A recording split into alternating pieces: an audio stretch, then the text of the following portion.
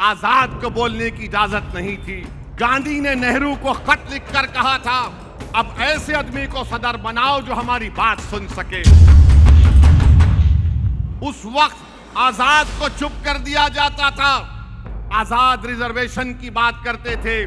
आज ओवैसी खड़े होकर ट्रिपल तलाक के बारे में बोलता है तो हमको भी दबाने की कोशिश की जाती है, मगर हम दबने वालों से नहीं हैं।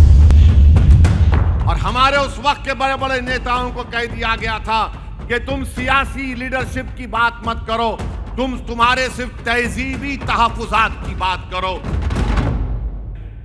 आजाद तो 47 में लिख दिए, मैं इस मुल्क के बंटवारे के खिलाफ था। ना नेहरू ने मेरी बात सुनी, ना गांधी ने मेरी बात सुनी। आजाद उस वक्त पार्लियामेंट में पुकार रहे थे कि रिजर्वेशन दो मुसलमानों को, तो उन्हीं की पार्टी से चंद मुसलमानों को खड़ा करके उनको गाली दी जाती थी, जिसमें तजम्मुल नाम का एक शख्स भी था। डिटेंशन का कानून बनाया गया तो उस कानून की कमेटी में सादुल्ला साहब, अल्लाह उनकी मगफरत करे, बोले कि इस कानून का इस्तेमाल मुसलमानों पर होगा।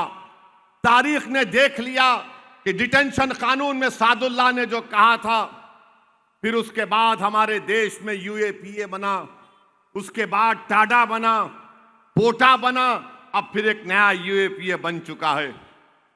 ये हमारी खामोशी की वजह से था। और हमारे उस वक्त के बड़े बड़े नेताओं को कह दिया गया था कि तुम सियासी लीडरशिप की बात मत करो, तुम्हारे सिर्फ तहजीबी तहफुजात की बात करो। ओवैसी और मंजलिस ये कहती है कि सियासी ताकत तुम्हारे पास जब होगी, सियासी नेता तुम्हारे पास जब होगा, सियासी एमएलए जब तुम्हारे पास होगा, तो तुम्हारी तहजीब की हिफाजत होगी, तुम्हारी इबादत गाहों की हिफाजत होगी। बगैर सियासी लीडरशिप के ना तुम्हारी तहजीब की हिफाजत होगी, ना तुम्हारी जबान की हिफाजत होगी, ना तुम्हारी जान की हिफाजत होगी। इसीलिए हम मंजलिस से कहती है कि लीडरशिप बनाओ। और कोई कहेगा कि नहीं वो हारून है, अरे वो हारून कह का हारून है, वो कुछ नहीं बोल सकता अपनी पार्टी में, वो रबर स्टैंप बन के रहेगा वहां पर। आपके लिए कोई लड़ने वाले की जरूरत है। उस वक्त आजाद को चुप कर दिया जाता था। 1947-49 में जब आजाद रिजर्वेशन की बात करते थे, आज ओवैसी खड़े होकर ट्रिपल तलाक के बारे में बोलता है तो हमको भी दबाने की कोशिश की जाती है, मगर हम दबने वालों से नहीं हैं।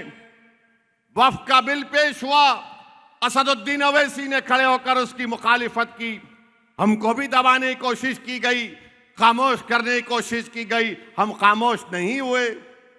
CAA का कानून लाया गया, पूरी पार्लियामेंट के सामने मैंने उस कानून को फाड़ दिया।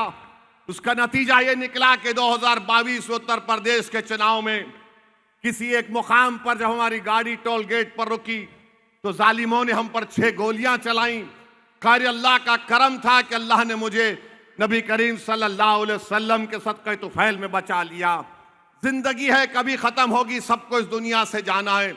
मगर याद रखो, जब आजाद ये कह रहे हैं तो ये तमाम ये जो हारून है या जो दूसरी पार्टी में जो बड़े बड़े लोग अपने आप को बड़ा सेकुलर बताते हैं, अरे आजाद को बोलने की इजाजत नहीं थी। गांधी ने नेहरू को खत लिखकर कहा था, अब ऐसे आदमी को सदर बनाओ जो हमारी बात सुन सके।